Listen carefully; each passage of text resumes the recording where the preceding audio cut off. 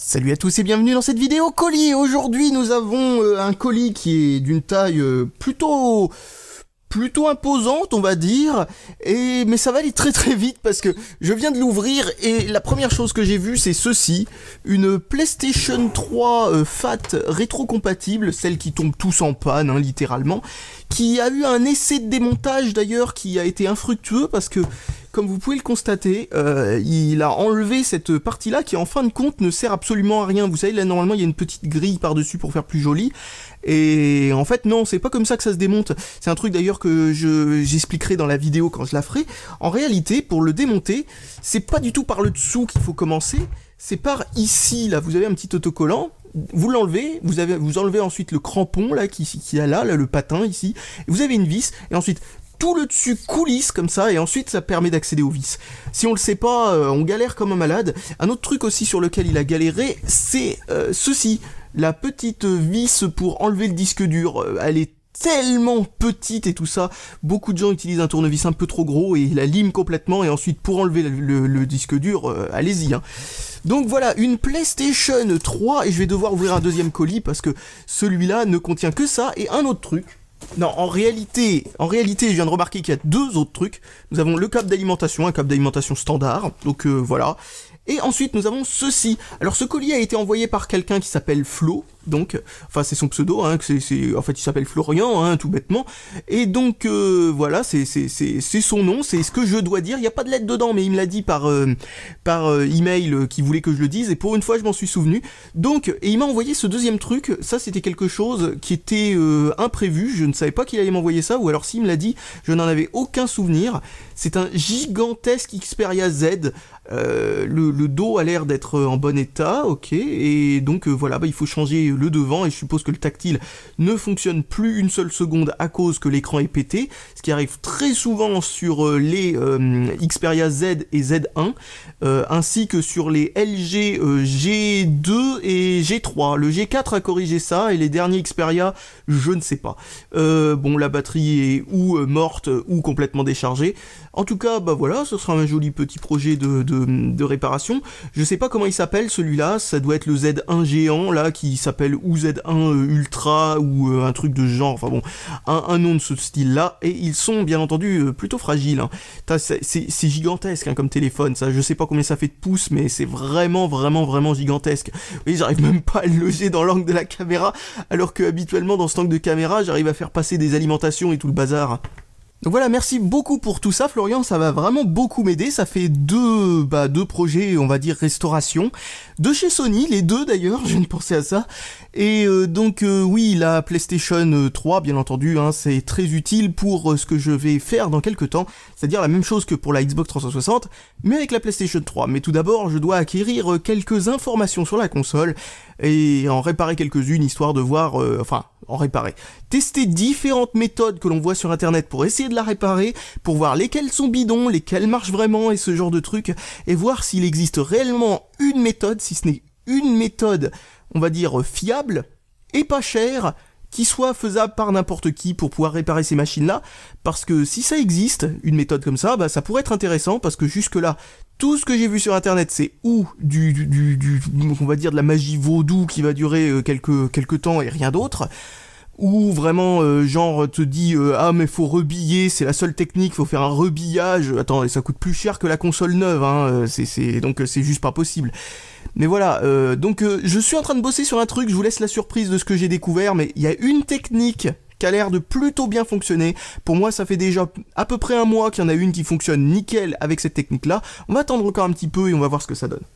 Ah oui, et je tiens à préciser une chose, cette technique, vous ne la verrez nulle part ailleurs, en tout cas avant que je fasse cette vidéo, parce que personne n'y a encore pensé à cette idée que j'ai eue. Ça n'est pas de la pression, ça n'est pas du décapeur thermique, ces deux choses-là, c'est un coup à péter la machine. J'ai d'ailleurs essayé la technique de la pression, et sur la FAT rétrocompatible, ça pète le die du CPU, parce que il est tellement grand le die du CPU dans la version rétrocompatible, un peu plus grand dans les autres versions, un peu plus petit je veux dire dans les autres versions, parce qu'ils sont passés aux 65 nanomètres et pas aux 90, donc ça a réduit la taille. c'est de la miniaturisation, hein, pour information, le nombre de nanomètres, ça veut dire qu'il faut moins de place pour obtenir le même composant.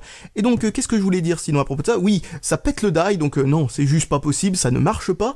Non, ça n'est pas une des techniques à la con, genre mettre au four, etc., etc. C'est même si ça implique peut-être un petit peu de ce genre-là, hein, je vous donne un indice, mais ça n'a absolument aucun rapport non plus avec le fait d'essayer de faire refondre l'étain. Parce que faire refondre l'étain, c'est pas tout le monde qui peut le faire, et c'est très dangereux pour la console, étant donné qu'on se rapproche très très dangereusement du point où ça fait péter les composants en fait.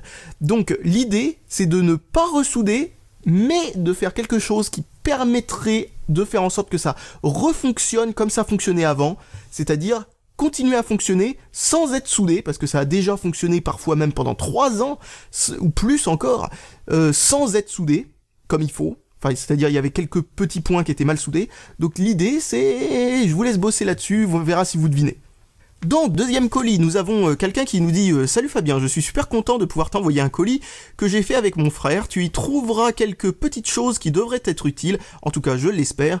Il y a aussi quelques feature phones de l'époque. Je peux te parler un peu du Samsung Player One. Ouais, j'adore. Il a un nom de magazine de jeux vidéo, ce truc en plus. Alors, il a un super écran capacitif comme tu les aimes et sous Bada OS.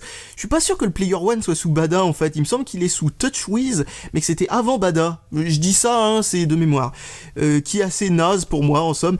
Je reviens de reprendre sur la lettre là. Les quelques pièces informatiques que tu trouveras me sont familières. Je pense les avoir déjà vues dans tes vidéos. Oh bah c'est pas grave, hein, on va y repasser. Je ne sais pas si elles fonctionnent toutes. En tout cas, bonne découverte. Paul et Yves de Viloutré, visiblement avec un S à la fin. Ça s'écrit V-I-2-L-O-U-T-R-E-Y-S. PS, tu peux dire nos noms, on s'en fout. Oui, oh bah oui, du moment que ça reste que le prénom, ça va. Ensuite, PS2, c'est une console de jeu. Non, PS2. Et ne t'inquiète pas si on n'a pas mis de câble IDE, même si on a failli. Oh, vous savez, les câbles IDE, vous pouvez les mettre. Hein. Maintenant, j'ai trouvé un moyen de les recycler, les câbles IDE. Je m'en sers en fait de fil pour souder des composants ou des trucs comme ça, parce que comme ils sont collés ensemble, si on a besoin de plusieurs fils, ce qu'on fait, c'est que bon, il faut que ce soit pas trop long, parce qu'il faut que ça fasse la longueur d'une nappe IDE en fait, hein, pas plus que, on va dire, 30 cm, un truc du genre. Donc qu'est-ce que je disais? Oui, on soude à un endroit, on soude à l'autre, et comme ça on peut séparer les fils plus loin. En gros, on soude la nappe et ensuite on sépare les fils au moment où on en a besoin, c'est pratique. Donc bref, maintenant nous avons un lecteur de disquette, tordu, un lecteur de disquette tordu de chez NEC, plus ultra, et oulala, oui bon, c'est facilement détordable, hein, si ça se trouve, s'il fonctionnait avant, il fonctionne toujours maintenant, une fois qu'il sera un petit peu détordu, et qu'on aura enlevé la quantité de poussière industrielle qu'il y a dedans, parce que comme d'habitude, ce genre de truc, ça n'a pas servi depuis au moins 1000 ans. J'adore le coup de la petite résistance dans le vide ici, pour que ça fasse pas plus d'épaisseur, c'est mignon. Bon alors, qu'est-ce qu'il y a d'autre? Oh, mais attends, ça me rappelle beaucoup de souvenirs. Un vieux caviar chez Western Digital. Alors ça, franchement, c'est vraiment les meilleurs disques durs qu'il y a eu autrefois, il y a très très très longtemps, vous savez, avant l'an 2000. Je trouve que Western a beaucoup baissé depuis cette époque-là, mais ceux-là, ils étaient d'une robustesse, on va dire. Ils fonctionnent sûrement toujours 1,6 gigaoctets. Ensuite, nous avons, tiens, dans une petite poche, c'est rigolo, nous avons, je sais pas comment ça s'ouvre, je vais utiliser comme d'habitude quelque chose pour découper. Donc qu'est-ce que je disais? Oui, nous avons une carte, visiblement c'est un contrôleur USB, et l'autre c'est une petite carte graphique. A priori, vu la taille, ça doit être une carte graphique PCI, si je dis pas de bêtises. Et ah tiens, il y a un scotch qui passe devant, j'avais pas vu. Toc toc toc, voilà. Donc nous avons des papiers bulles. Non, c'est une AGP une AGP S3. Ça, franchement, c'est rigolo parce que, franchement, S3 a été pas très populaire à l'époque des cartes graphiques AGP, hein. Ils étaient plus de l'époque, 8 mégaoctets quand même, je sais pas si vous vous rendez compte, 8 mégaoctets de RAM là-dedans. Donc oui, ils étaient pas très populaires à l'époque de l'AGP, ils étaient plutôt de l'époque PCI, quoi. Ils ont vraiment connu que le tout début de l'AGP. Et donc oui, un chipset VIA comme d'habitude, avec 2 ports USB dessus. Pas sûr que ce soit de l'USB 2 parce que c'est blanc.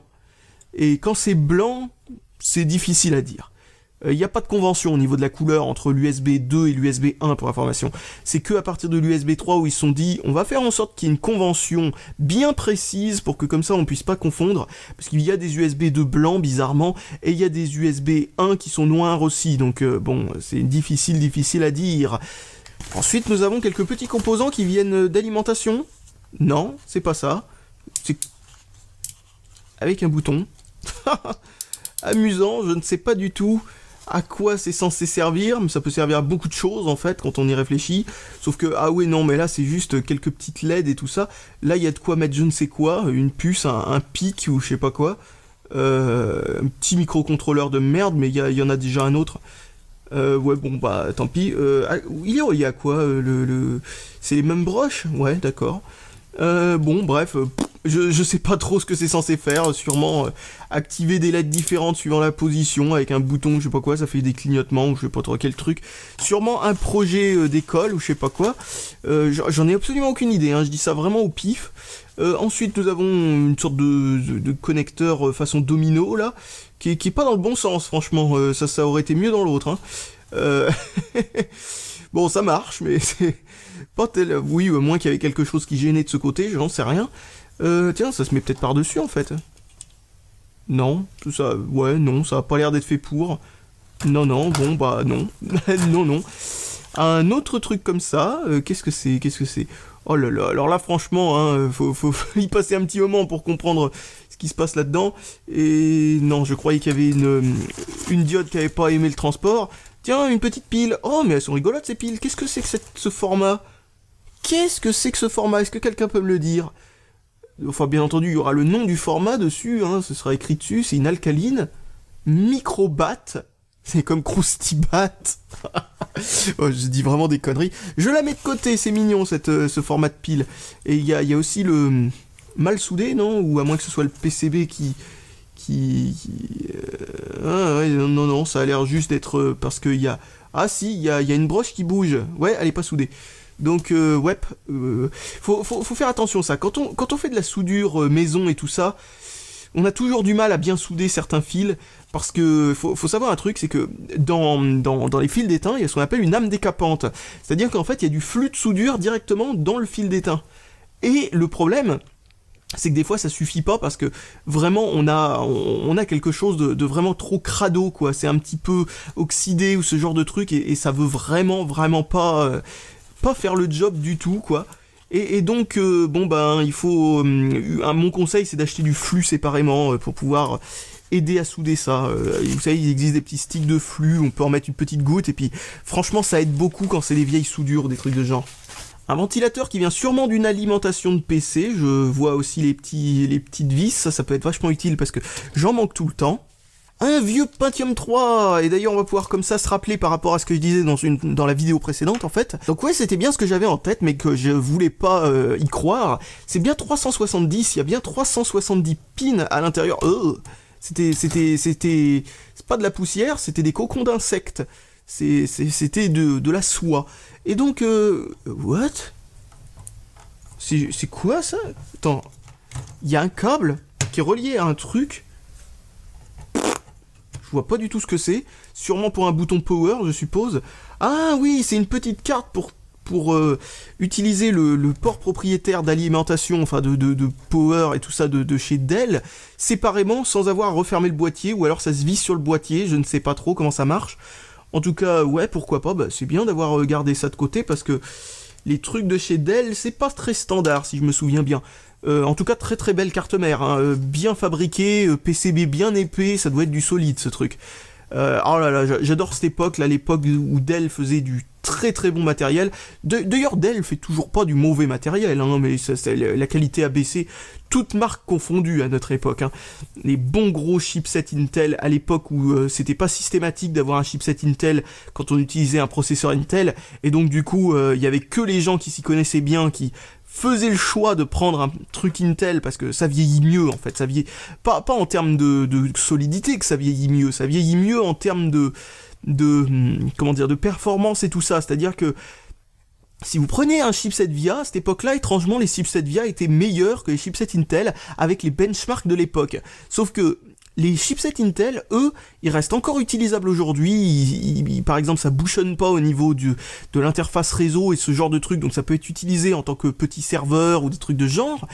Mais si on a un chipset VIA, et ben eux, mais ça bouchonne dans tous les sens, il y a des problèmes partout, c'est horrible. Donc vous avez les petites LED de chez Dell pour le diagnostic et tout ça, un port parallèle, un port série, c'est port parallèle c'est celui-là, et port série c'est celui-là, hein. Ça ne nous rajeunit pas. Là il y a très certainement de quoi mettre ou un deuxième port série, à moins que ce soit un port écran pour la version qui n'a pas d'AGP dessus et qui utiliserait le chipset Intel en version avec graphique intégré. Et là vous avez aussi de quoi mettre un chipset son interne. Vous voyez, rien n'est relié pour tout ce qui est gestion du son. Vous voyez, normalement il y a une puce ici, vous avez de quoi brancher le lecteur CD là-dedans, etc. aux et compagnie. Téléphonie c'est pour le modem. Là je sais pas trop à quoi que ça correspond, mais on s'en fout. Et là c'est donc comme je le disais, le son et le port joystick pour ces fameuses manettes qui se mettaient sur la carte son. Oh bordel, alors là ça me rappelle vraiment beaucoup de souvenirs. Le K700i, donc non smartphone, le feature phone que j'ai vachement adoré avec son petit joystick et tout ça. Ce téléphone était excellent. Son seul défaut, si je me rappelle bien, c'est qu'on peut pas augmenter la mémoire interne. Il a pas de port M2 comme il mettait chez Sony à l'époque, c'était pas non, il en a pas du tout, hein. C'est pas en dessous de la batterie non plus, ça je m'en serais souvenu. Ouais, non, bon, ça c'est vraiment le défaut de cette machine, le défaut. Par contre, j'ai l'impression que le cache, il est plus gros que sur celui-là que j'avais.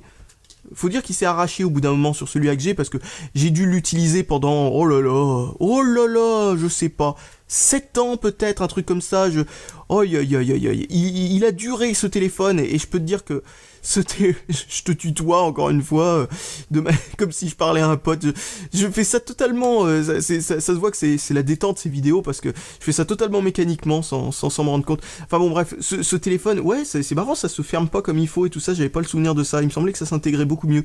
Donc bref, qu'est-ce que je disais, ouais, ce téléphone, il avait duré, là normalement il y a une étiquette avec marqué quelque chose, genre internet ou orange, ou je sais plus quoi, je me rappelle plus, mais il y avait une étiquette à cet endroit-là à une époque.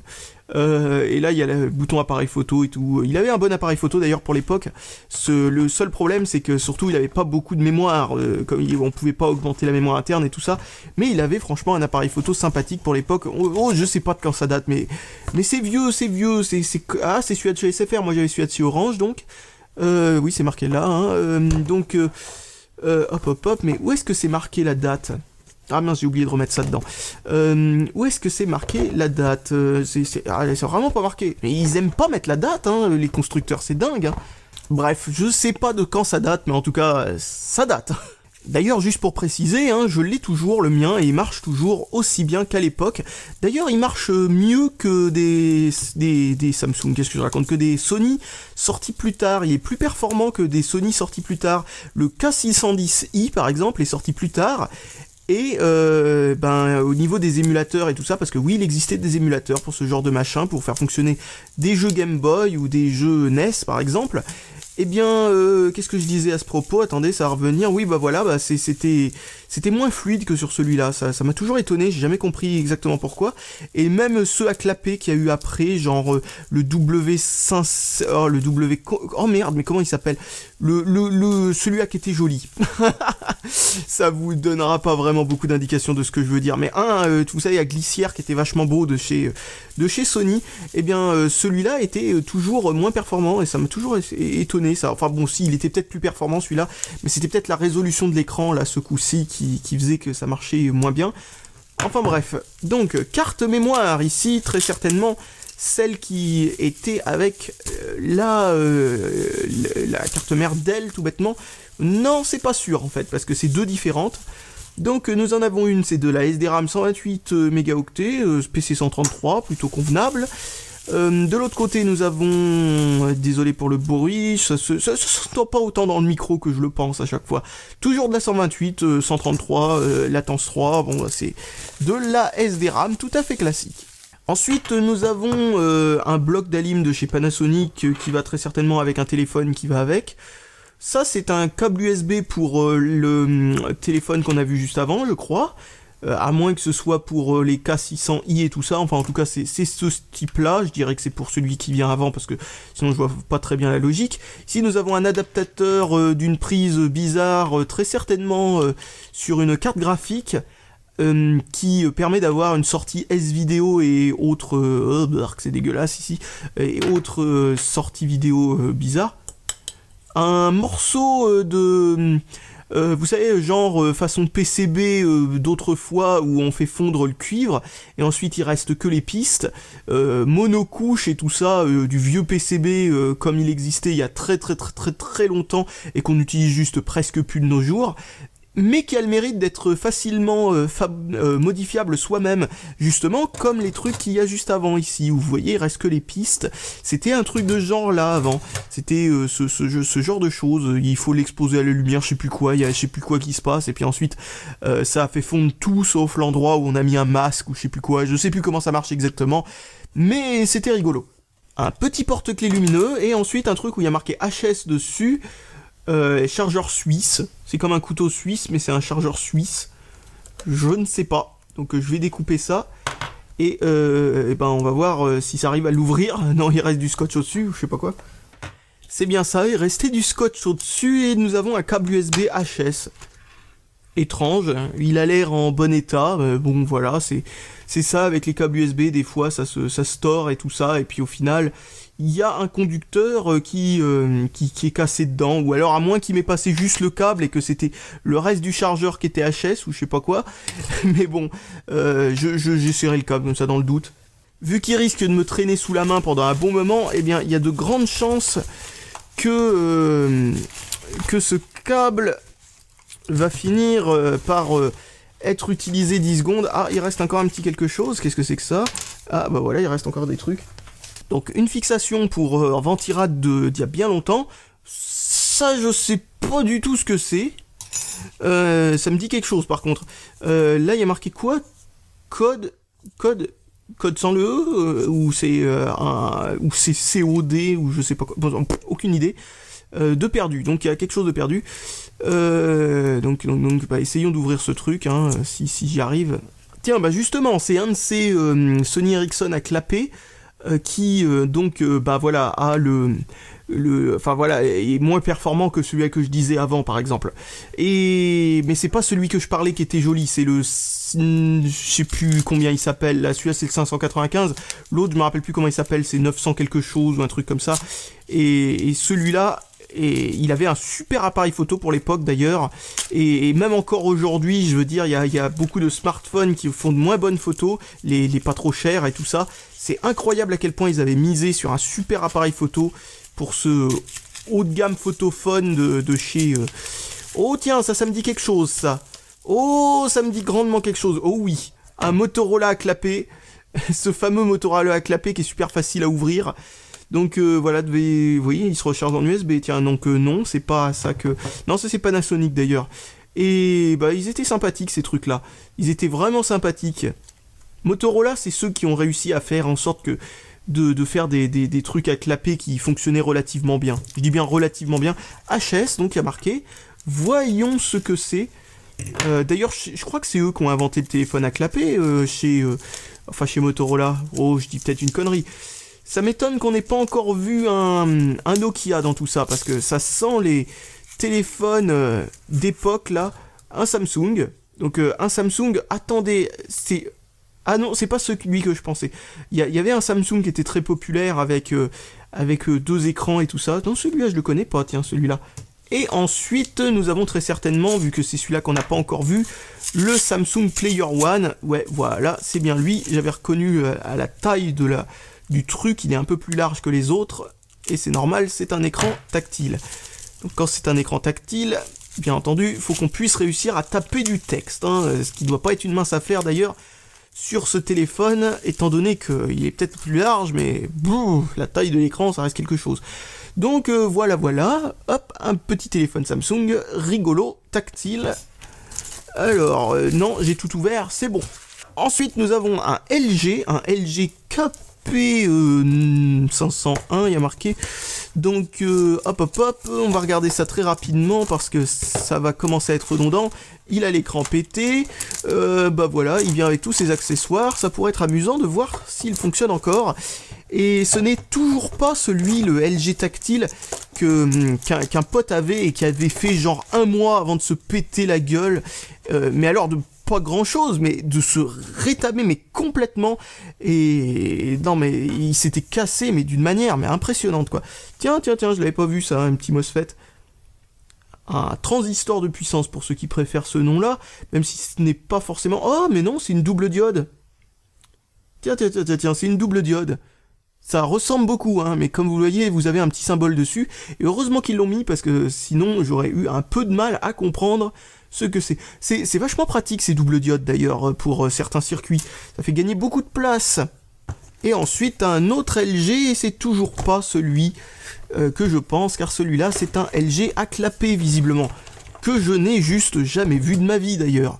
C'est marrant, les LG étaient jolis par rapport aux téléphones d'époque, mais qu'est-ce qu'ils étaient fragiles, c'est toujours pareil d'ailleurs de nos jours et c'est bien dommage. D'ailleurs, cette petite idée de la caméra qu'on tourne dans tous les sens comme ça, on peut la mettre où on veut, c'est assez intelligent et tout.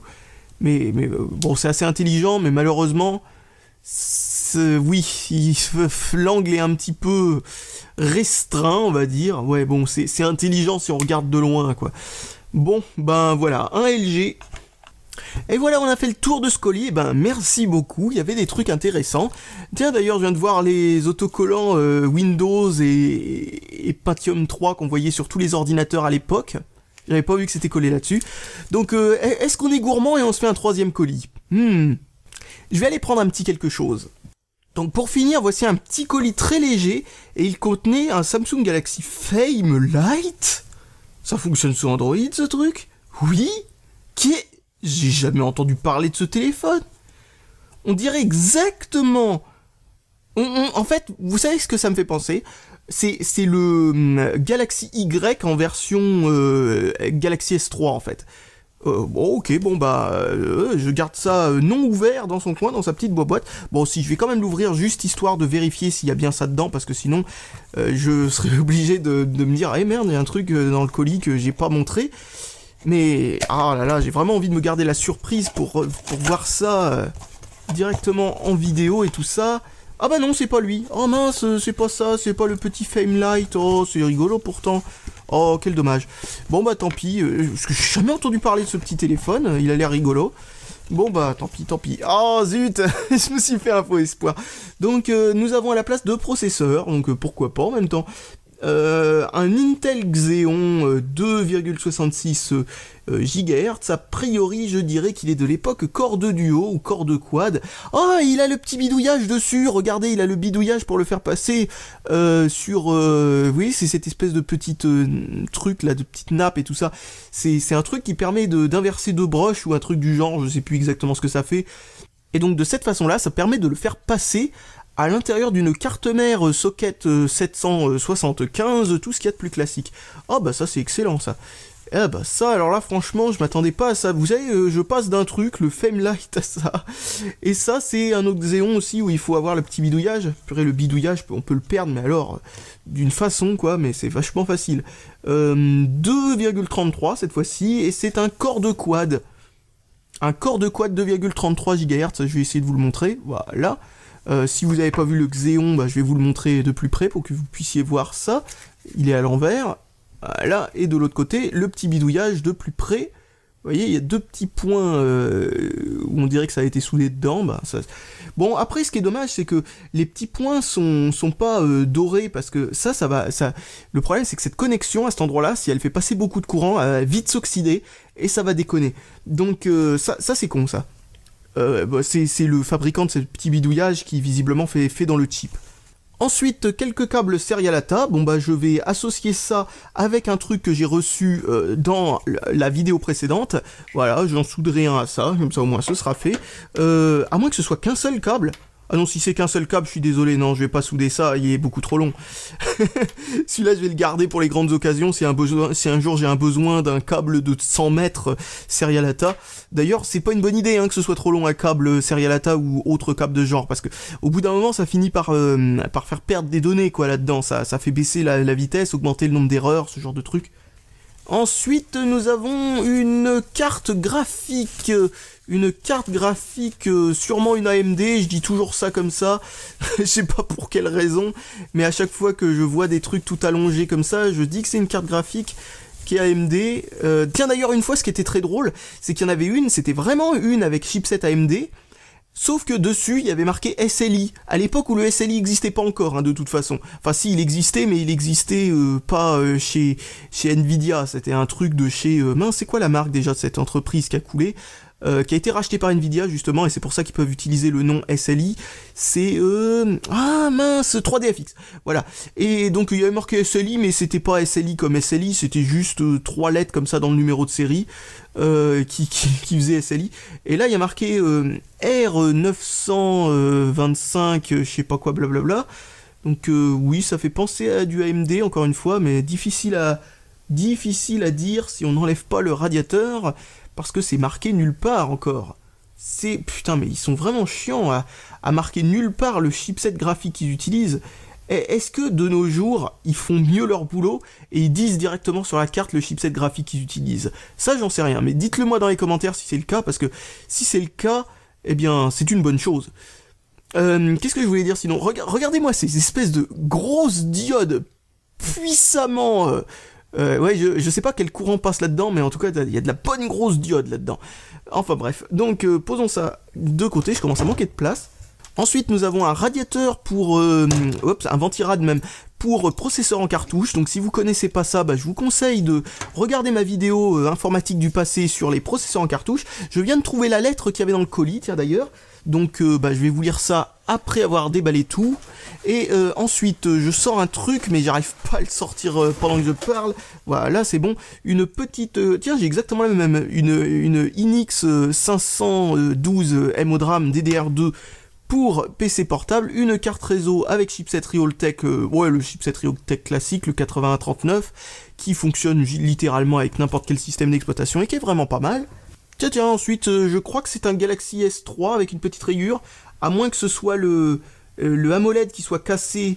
Oula, oui, c'est possible que ce soit le AMOLED qui est cassé de l'autre côté de la vitre. Ça arrive très rarement, mais ça arrive, enfin, très rarement. C'est pas fréquent, en tout cas. Je vais essayer de l'allumer au cas où il y ait une batterie dedans. Je l'ai senti vibrer. Et donc, oui, a priori, c'est l'AMOLED qui est pété derrière la vitre. Putain, c'est dommage, parce que si c'est la vitre qui est pétée derrière la AMOLED... Alors j'ai dit un S3, mais je crois que c'est un S4. Hein. Donc je vais l'ouvrir pour... Voilà, il s'allume, ça clignote, c'est mignon. Et malheureusement, le coup de la molette pété de l'autre côté, ça c'est juste foutu, quoi. Il faut changer l'écran, et putain, un AMOLED, ça coûte une fortune. Donc si vous en avez un à m'envoyer, vous savez qu'à l'inverse de la panne, c'est-à-dire c'est le reste qui marche pas, mais où l'AMOLED lui fonctionne, ou a une chance de fonctionner, hein, vous savez pas, ou je ne sais pas quoi, ça peut m'aider. Donc c'est un GTI 9505. Je ne sais pas à quoi ça correspond, mais je suppose que c'est le S4. À moins que ce soit le S5, bon sang, j'ai vraiment du mal. Non, c'est pas le S5. Le S5, c'est celui-là qui a la truc. Donc non, ça doit être le S4, celui-là. Parce que le S5, c'est celui-là qui a le petit cache, c'est ça. Oui, le S6, c'est celui-là qui n'est plus... on peut plus enlever la batterie. Et le S4, c'est celui qui ressemble beaucoup au S3 avec un processeur qui chauffe beaucoup. Donc ça doit être celui-là. C'est difficile des fois de se retrouver. Je pense que c'est un original. Hein. Oui, non, de toute évidence, c'est un original. Il va falloir donc trouver un écran. Deuxième petite barrette de RAM venant du duo de la même... enfin bon, voilà, c'est la même. Tiens, une petite carte Wi-Fi en mini PCI Express minuscule pour les ordinateurs portables, ça doit être extrait d'un ordinateur portable. Il n'y a pas de marque d'ordinateur portable dessus. Il y a un truc qui me fait marrer, c'est que quand on enlève ce genre de choses, il y a toujours un autocollant avec marqué, quand c'est HP ou compact, ou compact, il y a marqué à chaque fois remplacé avec une pièce officielle HP compact et tout ça. Ils mettent leur logo et leur marque sur toutes les puces, même celles qui leur appartiennent pas, c'est dingue. Et enfin, on termine avec une carte graphique Asus, avec le Ventirad qui manque une attache. Ok, oh, on peut récupérer ce genre d'attache très facilement sur autre chose, donc je récupérerai ça. Je sais pas si elle marche, il y a de grandes chances qu'elle marche pas, mais c'est rigolo, elle est en deux puces. Il y a une puce ici, et une autre puce là. Alors qu'est-ce que c'est la deuxième puce? C'est pas de la RAM, parce qu'il y a vraiment de la RAM dessus. Difficile à dire, en gros il y a une deuxième puce, une sorte de... peut-être... aucune idée, une puce de cache, ou je sais pas quoi. Un peu comme, si c'est un peu comme la Xbox 360, il y a une puce de RAM ici qui fait en gros comment on appelle ça, une sorte de cache de la RAM graphique qu'il y a autour, quoi. Donc bon, sauf que c'est sur le même composant qu'ils l'ont mis. Ils l'ont mis à côté du premier die, ils ont mis un deuxième die. Là, ils l'ont séparé, c'est rigolo. Donc bon, impossible à savoir si ça fonctionne, bien sûr.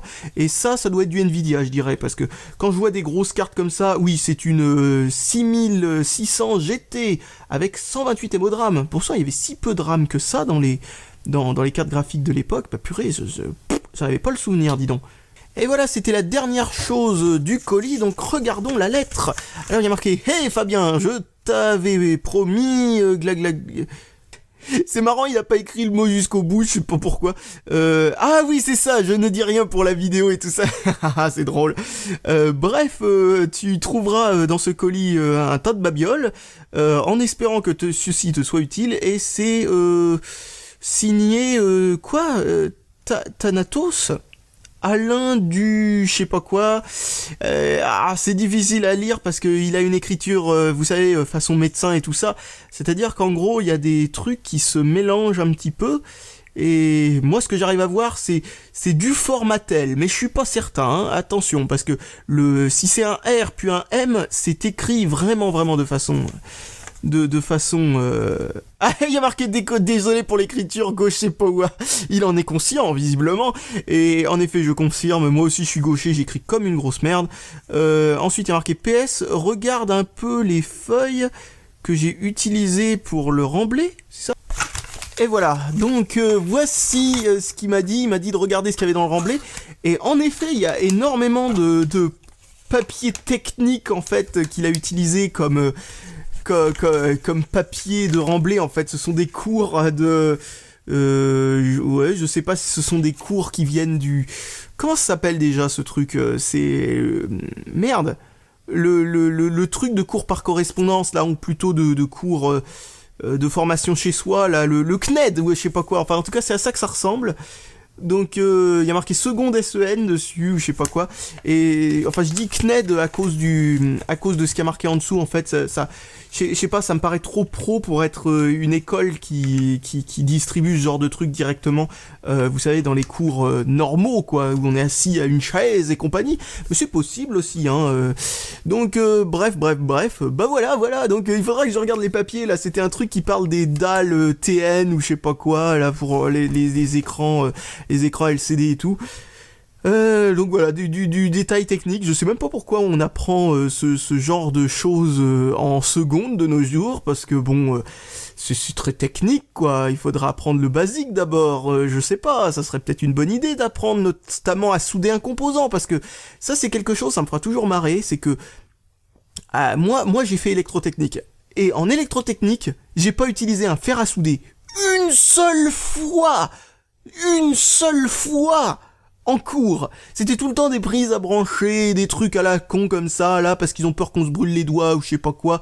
Mais qu'est-ce qu'on s'en fout de se brûler les doigts? La vie, c'est fait pour être un petit peu dangereux, quoi. Je veux dire, je me suis un peu brûlé les doigts, là, en touchant le fer à souder, il m'est tombé dessus, je sais plus quoi, là. Enfin bref, qu'est-ce qu'on s'en fout? Et on n'est pas comme les machines. On a tendance à s'auto-réparer, hein. Dans 2 semaines, ça disparaît, ça, on le voit plus, quoi. Et ben, je sais pas pourquoi. Est-ce que c'est parce qu'il y a les associations, vous savez, de parents d'élèves, là, il risque de se brûler, patati patata. Ça serait ridicule si c'est à cause de ça, parce que on n'apprend rien du tout en termes bah voilà, de faire quelque chose avec ses mains, quoi.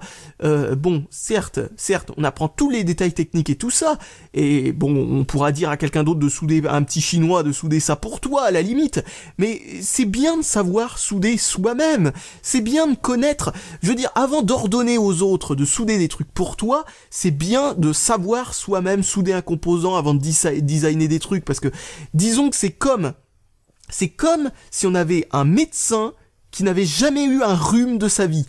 Comment il peut savoir comment comment on se comporte, comment on se sent si... Bon, bien entendu, je demande pas au médecin d'avoir eu toutes les maladies du monde, mais je veux dire, il y a quand même un minimum, je veux dire, c'est quand même un truc de dingue, quoi. Il faut... Bon, voilà, c'est impressionnant, le b.a.-ba, le rien du tout, on ne l'apprend pas du tout. Bon, un truc qui est drôle, par contre, c'est que j'ai utilisé un fer à souder, et là, c'était pas en électrotechnique, c'était en... 4e ou un truc comme ça en classe de technologie, un truc comme ça. À l'époque, je sais pas si on le fait encore, eh bien on soudait des trucs, bon très peu, hein, on a dû utiliser un fer à souder genre 3 fois dans l'année, quoi. En tout et pour tout 6 heures, grand maximum. Oh et encore, hein, 6 heures, non, en tout et pour tout 1 heure, parce que c'était pas l'intégralité du cours. Donc bref, c'est con, on n'a pas le temps d'apprendre à vraiment se servir d'un fer à souder, on n'a pas le temps de savoir exactement à quel point la propreté du fer à souder est vraiment important pour la qualité des soudures, à quel point du flux de soudure est important pour que les soudures tiennent bien quand on soude sur quelque chose qui est un peu vieux, genre par exemple si on fait des reprises sur un travail qui a 1 an ou des trucs comme ça, ou autre truc de ce genre, quoi, ou aussi savoir reconnaître une soudure qui tient d'une soudure qui va casser tout de suite, ou des trucs de genre. Enfin bref, il y a plein de choses qu'on pourrait nous apprendre, bordel, c'est pas comme si c'était des choses qui nous serviraient à rien, parce que ce seraient des choses qui nous serviraient dans la vie courante. Je veux dire, qui n'a jamais eu une télé ou un écran ou un ordinateur ou peu importe qui ne s'allumait plus juste à cause d'un condensateur ou de 3-4 condensateurs qui ne marchent plus? Pratiquement tout le monde, même sans le savoir, a eu un truc qui tombait en panne à cause d'une soudure cassée ou d'un condensateur grillé ou ce genre de choses. Et savoir souder un composant, c'est vraiment important. C'est vraiment un truc de... Bon, bref. Donc voilà, bon, dernier truc, je viens de remarquer que cette carte graphique avait besoin d'une alimentation pour fonctionner, et c'est une alimentation Molex d'autrefois qu'on utilisait là-dedans encore. Il n'y avait pas encore les prises adaptées spéciales, c'était des prises comme les disques durs et les lecteurs CD d'époque. Même les lecteurs CD et les disques durs d'ailleurs ont changé de prise de nos jours, donc c'est des prises complètement en train de disparaître. Et à l'époque, sûrement à l'époque où est sorti ce truc-là, c'était les tout débuts du Serial ATA, donc bon, c'était pas difficile de trouver sur son alimentation une prise comme ça qui traînait, ça c'est clair. Donc bref, voilà, je pense que j'ai plus rien de spécial à dire, ça a été une vidéo bien remplie, je ne sais pas exactement combien de temps ça a duré exactement une fois que j'aurai fait toutes les coupures, très certainement un chouïa plus de 40 minutes je suppose. Bon voilà, allez, salut à tous et à la prochaine.